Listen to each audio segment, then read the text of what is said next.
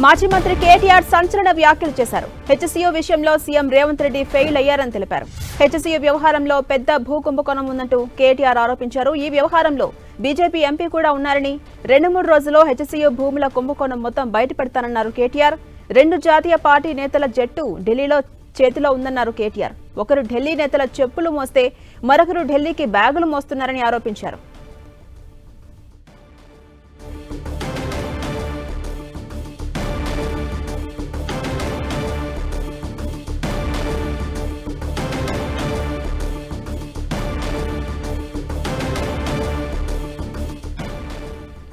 ఇక media chit chat లో కేటీఆర్ ఈ కామెంట్స్ చేశారు.